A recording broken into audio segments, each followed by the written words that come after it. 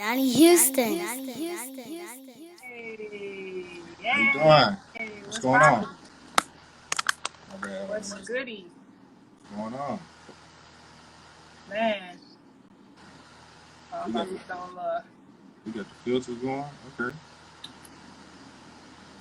gotta set the energy right. Oh, wait, not that. Not that. How are you? I'm doing all right. How about yourself? Not too much. Did you do anything for Cinco de Mayo? Y'all still on lockdown over there? You're in LA, right? Huh? You're in LA, right? Yeah, I'm in LA. Let me turn you up. Hold on. Yeah, today is Cinco de Mayo, huh? Yeah. I think I might make some tacos. I think I might make some tacos. Yeah, yeah. So What about how are you? you? I'm Are you I'm in just chilling. Houston or where? Yeah, I'm in Houston, yeah, for sure. Okay. How's it out there? It's cool. They're kind of opening things up, but I'm chilling. I'm gonna let that first wave get out and see There how you they go. come back. Let the first victims. Nah, that ain't even the right thing to say. I don't want to call them victims. Yeah, Slow progression. Slow progression. yeah. For sure, for sure. So what's going on, man? Tell me a little bit about yourself. I feel like the hearts are a distraction. How do I take it off? I have no idea. I almost feel out of place because I don't have my filters going on. Let me see if I Oh wait, I got all kind of stuff. Um. Oh, I gotta go backwards. Sorry, hold on. Sorry, y'all. I done messed up the live trying to play with these filters. There we go.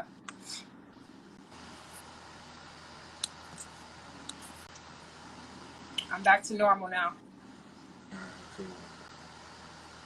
So yeah, tell me about yourself. I know you're doing the artist management thing right now and all that, but like, what were you doing like prior to this? I know you were rapping, right? You were doing poetry or something. You were rapping. Tell me a little bit about that. It's so hard to hear you. Can you hear Really? me? Yeah, I can hear you. Yeah, hold on. Let me see. All right, can you hear me now? Is that better? Yeah, there was a feedback. There we go. All right, cool. All right. Now I was saying, tell me a little bit about yourself. I know you're managing Dax and everything right now, but like I was reading up on it, like early on, you went to like poetry and Oh battle God. rapping and all that. Oh God. Oh God. Y'all be dick. Like, where people Yeah, be yeah, finding this? we gonna talk about it. We gonna talk about That's it. hilarious. Yeah, it's funny because I was actually like thinking about like what you were gonna ask me during this conversation, and I had to speak on that a couple weeks ago during the Zoom session. But yeah, I used to actually be a rapper. That's how I started in music. It actually started like when I was a baby because my mom and my dad, they both are very like artistically like inclined. So growing up, I always would write poetry. I would be really into songwriting, and then eventually I started rapping. And then I would be the female girl, the female rapper that would battle the dudes at lunch and stuff. So, And then so it what were kind you of just, listening to at this time that like had you like into the rapping and all that? you said what now? I say, what were you listening to that kind of like influenced you like in the You rapping know and all what? I don't know if my brother's watching this, but I'm gonna blame this all on my brother. that? Okay, this is the truth, and I don't even think he knows this, but like, my brother used to be a rapper, and he didn't take it seriously, but he used to write his raps in a notebook, and I used to steal his raps. I just wanted to be like him, and everything he listened to, I would do. So I would take his raps, and then I would like make them my own, Okay. and that's really where it came from. So yeah. Yeah. But Yeah. okay, so it's from your brother. So it wasn't anything like Lil Kim or like Trina. Nobody like no artist that necessarily influenced you. It was more so like your brother. Wait, see, you didn't say that. That's what I'm But the saying. reason Like, why I what was like started, your influences? Yeah, yeah, like yeah. what? Oh, my Yeah, influences like yeah. Foxy Brown. I wanted to be Foxy Brown because she was dark skinned. You know what I mean? She was dark Right. skinned. She had bars. So I wait, felt where you like from? Are you from LA? You're not from LA, right? no. I'm from Miami, by the way, of New York, like Brooklyn, New York. Like my family is from New York. So listening to Foxy Brown, Jay-Z, Lil Kim, Remy Ma is one of my favorite female rappers as well. So like just that influence really. But it started with my brother, if we're speaking specifically. Yeah, yeah. Yeah. So then, so what happened with that? You guys went on. You were in a group, right? Who told you this? Listen, I'm just asking questions. Yo, I'm done. Wow. I think this is in an article somewhere or something. Yes, I was in two groups. I was in a group. This is so funny because it's like I've lived like three lives. Like I don't even remember that life. But yeah, I was in a group when I was in high school. We almost got signed, or we had a deal on the table with the record label. I think it was Slip and Slide, but it was a bad deal. And then I was in a Christian rap group too, Okay. called Three Deep. It was called what now? Called Three Deep. Three Deep. Okay. And then the dude who was in the group, he ended up going to jail. He ended up going to prison for some years. So Wait. I know it was a Christian group, and he went to prison. So that kind of smoked off that dream. But I think ultimately, while I love like doing music, I've always been an introvert. So I never really had like the courage to really just step out into the forefront. That's just not my thing. I even hate doing stuff like this. This is mad weird for me. Yeah. Very weird. Okay. I'll try to make it less weird. You know what I'm saying? Not as weird. I got to get used to it. Yeah. But now, so after after the rap, what did you transition to after that? Okay, so the thing about it was I was always doing music, even in college, but I ran track, so I'm a track and field athlete. Okay. I'm like one of the best. So my whole life has really been focused on like athletics. What school did you go to for college? I went to FIU in Miami. Okay. Yeah, I also went to Jackson State for a couple of years. But I was focusing on running track. And so my focus wasn't really on music because I felt like that wasn't something that I needed to practice because it was just in me, Right. So, yeah, I kind of got into the business side of music late. And that's when I went to Full Sail. I went and got like another master's, got connected with like, Akon's team, had some artists that was managed by Convict Music or signed to the label. Wait, so for Full Sail, because I know there's like for engineering. Did you go for engineering, or what else do they do at Full Sail? No. I did the entertainment business. I did a master's program, entertainment business. Nice. Okay. So while I was there, Orlando's crazy because a lot of people come through Orlando, but they don't stay. But Orlando has a potential to be like in LA or in Atlanta, you know what I mean? Because if you really think about it, like DJ Khaled, DJ Nasty, all those guys kind of filtered through there.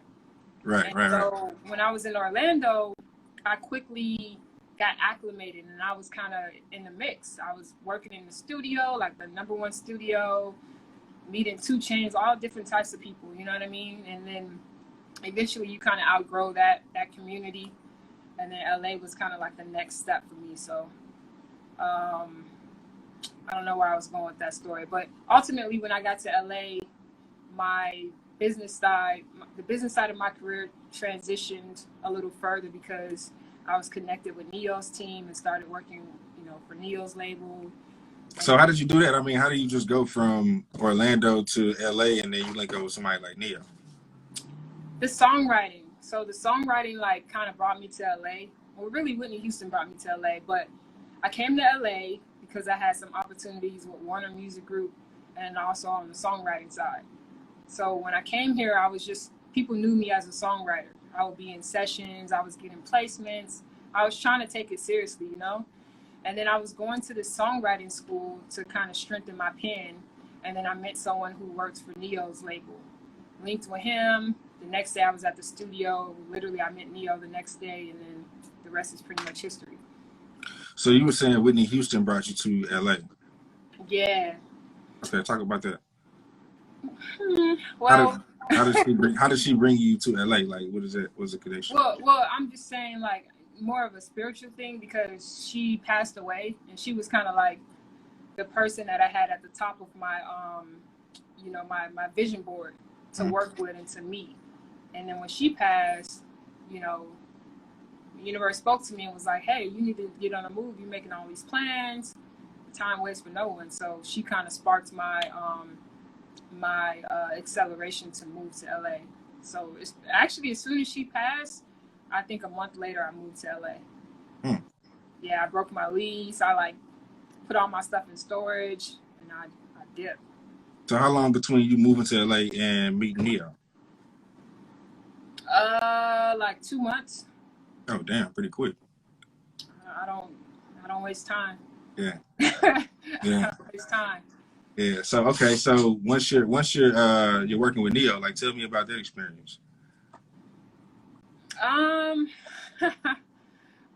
it was cool, man. Honestly, that was a really good. I've never really had a mentor, I would say, but I feel like I've gained somewhat of a mentor in that situation.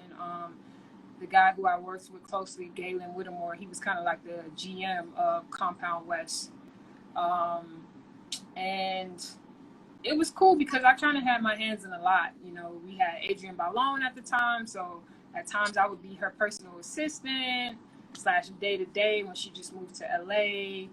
And then, you know, I also had exposure on the marketing side, the A&R side. So it was kind of like a good place to kind of just build and learn and then grow, you know, and continue to go to the next level. So it's all love, man. I'm so happy and blessed for that opportunity because now, you know, I'm still going, and those are still relationships that I have, and you know, everybody sees me kind of just doing my own thing, so it's kind of dope. Right. So how long did you stay in that before you moved to what was it, Universal? Did you move to Universal after that? I didn't go right to Universal, so basically it was 3 years where I was working within that system, and then I got a job at the Los Angeles Film School, which was kind of like a stepping stone situation to build my platform, Musicology, and Is that that when was you cool. start? Is that when you started musicology? Like when did you start musicology? When you working with Neo before that, or like when you start that? I started Musicology. This is year number 6. So I started Musicology in 2014. Hold up. 14, 15, 16, 17, 18, 19. 2015, I started Musicology. So basically, I started it. I had already had the idea. I just didn't really have a platform. I didn't have a place. So when I got to the Los Angeles Film School, a lot of the kids came from, you know, impoverished backgrounds, right? And that's how I grew up. So for me, it was kind of just like God speaking to me to utilize all the contacts that I had to help these kids, you know, meet the people that they wanted to meet and just give them opportunities. So it started in 2015, and yeah, after Compound. Yeah. Yeah. Okay. So I'm saying. So you were saying before that, when you moved over after the Neo situation. So after Neo, I went to Los Angeles Film School, and Right. after Los Angeles Film School, I went back to the label, and I went to this time I went as an A&R for Capital Latin or Okay. Universal Latin. Nice. Nice. So Mm-hmm. was that your first like A&R role, or did you kind of pick up some of those things like over time working with Neo, Well, being around? I was also like A&Ring with Neo as well. So that wasn't my first. It was the first time I actually had like the proper title. You know what I mean? But Right. That's what I mean. yeah, I still was facilitating that role in other sectors. I didn't even really realize it. You know, I really didn't even know a lot of the stuff that I was doing until I got like into a structure. And so when I got to Universal, it was kind of like, okay, this is all the shit that I've been doing for years. I'm just with a more established company. Right. All these people that be asking me questions, they should join the live. Nah. Okay. Yeah. So after that, is that when you link up with Dax and all that, or what? So I actually met Dax. I met Dax. I've known Dax now for like 4 years. We got a bad connection. Sorry, yeah. So I met Dax actually when I was at the Los Angeles Film School. One of my colleagues was working for this company that was doing something with a touring agency, and they wanted to do something with Dax. So we ended up having like this meeting. They invited me to the meeting because I loosely knew about Dax. I knew about the Cash Me Outside song that went viral and things like that. So I went to the meeting, and that was my first time meeting Dax. As soon as I met him, I was like, yo, this kid's a star. And me, him, and his manager at the time, we just kind of kept in contact. And were just friends, you know? So I would just send them opportunities if I saw something like an event or an opportunity, whatever, I would send it to them just because, you know, I just really supported him and really just thought he was a cool friend. So that's what happened. And then when I got to Capitol, even though I worked in a different division, I was working with Universal.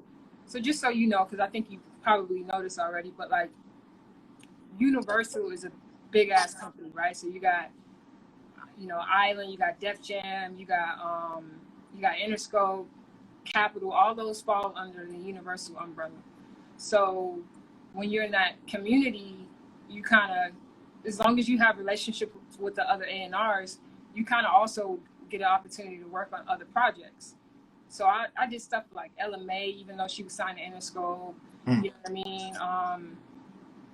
Capitol, like I wasn't on the urban side, but I was bringing them, pitching urban artists.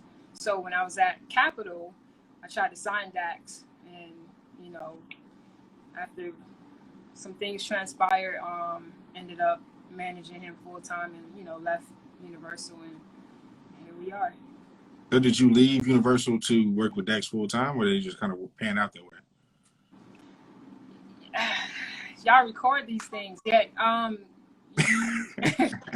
Yeah. I had, well, yes, everything just worked in alignment for me to. It's time, you know what I mean? It's kind of like you have to make a decision. Like what I always say is that I always wanted to be an A&R. That was my dream job, right? That was the thing that I always wanted to accomplish, to work in the Capitol building. I did it.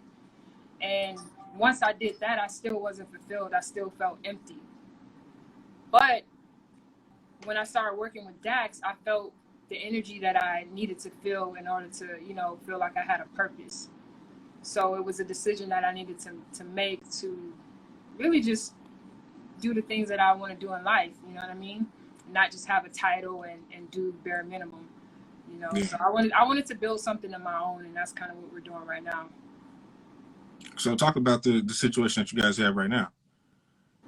Yeah, so I mean, they're really, we have our independent label, Living Legends Entertainment, which Jack and I are the founders of it. I'm the president. I do all the operational things, and we ended up doing a distribution situation with BMG and Ingrooves, and which also encompasses Strange Music and RBC. Nice.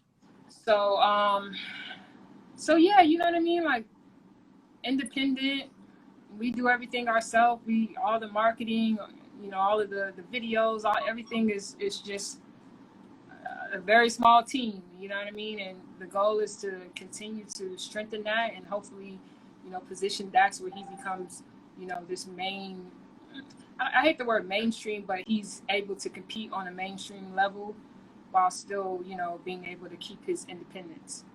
So I'm working with Dax, and then I'm also working with Thompson, the violinist. He's also a dope producer and DJ. And a couple other artists, some Latin artists that I'm working with as well. Yeah. So tell me, I mean, you've done a lot. What for you, what would be in the grand scheme of things? What would be like the main goal for you to say, like, okay, this is what I ultimately want to do? I hate that because I feel like I really do a lot, and it sucks because it's like when you say too much, people be like, well, how are you able to do all of those things? And it's just like I'm just like a budding creative energy, you know what I mean? So wherever the energy and the spirit leads me, that's what I'm gonna do, whatever fulfills my soul. So for me, ultimately, in anything I've ever participated in, I've always been in the top class. So right now, I'm not even in the mention, you know what I mean? I look at the Billboard and the Forbes list and all these things. Like I care about those things, right? I care about just solidifying something on paper in this industry. But I'm also doing things in film and TV, and I'm really just excited about like all the different things that I'm working on. But ultimately, the goal is to be of a caliber where my name comes up in conversations when you're talking about like impactful and influential executives and people in music. So yeah, you know, the Sylvia Rones of the world and the, Yeah. you know, those Yeah. types of people. That's what's up. And then we're gonna get that solo album. Say what? And then we're gonna get that solo album. You know what? Yeah. I don't know, man. I'll leave that to the experts. But you know, I still be writing some stuff for people. Yeah. Pen game don't go to sleep ever. So that's what's up. Yeah, you know, yeah, man, I just think it's a blessing to be able to create. You know what I mean? Like even you, like I see the DJ, the whatever you call that thing, the DJ deck or whatever in the background and stuff. Yeah. Just to have the ability to be able to wake up in the morning and to create is a blessing, because some people just don't have that. So it's a blessing to be able to do what we do, man, and be able to put it into the universe and people accept it. Yeah. Talk a little bit about, because I mean we've all been stuck in the house. Talk a little bit about the Battle of the Musicians that you've been doing. Talk about what? The Battle of the Musicians series that you've been doing online. Oh man. Okay. So yeah, you know, it's crazy because the IG live things, I think these are great, and but everybody is everybody's doing them, and you could go on anytime you log on Instagram, everybody's on live. So for me, I have a lot of friends who are musicians, and I just have a really I have a heart for people who are able to create in that way, and I feel like they don't get enough credit. So ultimately, the Battle of the Musicians series, it ended last Thursday, but it was a platform for musicians to play live and for people to just experience them. I decided to put up, you know, $100 and start that as a pot, and then I asked people for donations, and luckily people contributed to the pot, and then we were able to give them a cash prize. So man, that's what's up. Yeah, I'm just happy that, you know, it was cool. You know what I mean? So wait. So why'd you end it? Because we still in the house. It had to end. You listen, I was tired of doing the lives, and also, listen, this is a task to be. You know what I mean? I already told you I'm an introvert. This gets real weird for me. You be burnt out after one session. You need a nap. No, we did it for 4 weeks. I couldn't do a week. It just made sense. It made sense. And I think we timed it perfectly, man. This young kid named Caleb Spikes, he won. He plays the electric guitar, and yeah, man, like that was dope, because I didn't even know about him before then, and now, you know, potentially we might do some stuff together. So yeah, that was just a small little thing to bring exposure to musicians. Yeah. Mm-hmm. That's what's up, man. It was real cool talking to you. You got anything you want to promote before we get up out of here? Oh man, Dax is dropping a new record tomorrow, video, which I think is really just going to shake the internet. I'm really excited about this. I think a lot of people are going to relate to it. It drops tomorrow at 2 p.m. Pacific time. Follow I Am Thompson. He's dropping some stuff on his social media account as well. He's doing some covers. And what else? I mean, just stay tuned. Just pay attention to the trades and, you know, the blogs and all of that good stuff. Yeah. I really appreciate you for taking the time out to chat with me, you know? Nah, for sure. Shout out to Joseph. I said he asked the question. Okay, we got the battle. And shout out to Joseph for Erykah Badu or Jill Scott. Yeah, who you got? Ooh, that's a tough one. I'm going with Badu. I'm not gonna lie, and I like Jill Scott, but I'm going with Badu on this one. I think Badu has more commercial hits, but Jilly from Philly got them records that if you were really a music head, then you would go with Jilly from Philly. But if we're talking about commercial hits, then of course it's Erykah Badu. But I'm down for the experience nonetheless. It's gonna be good. Yeah. It's gonna be good. Yeah, they talking about Diddy versus Dr. Dre. Who you got for that one? I mean, the thing about it is, man, Dr. Dre, he's in like 3 or 4 decades. You know what I mean? Right. So I don't know. That's hard to beat. Yeah, I mean that's Dr. Dre all day. I think Diddy doesn't. I think it makes more sense for Diddy to compete against Jermaine Dupri or something. Yep. But like completely, not at all. He has Eminem. Yeah. You just stop there. All right, next. Right. Yeah. Yeah. But yeah, so that's really it, man. I really, again, I appreciate you. I see what you're doing, and you know, shouts out to you for doing things like this. You know. For sure. If you ever in Houston, man, you got to kick it, man. We gotta listen. I'm trying to get good in Houston because you know what I mean. People gotta check in when you come.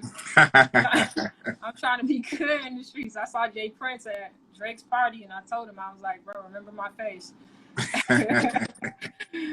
But yeah, nah, we definitely gonna connect for sure. That's what's up. All right, Brittney. Well, thank you, man. Thank you so much. All right, appreciate you. All right, have a good one. All right.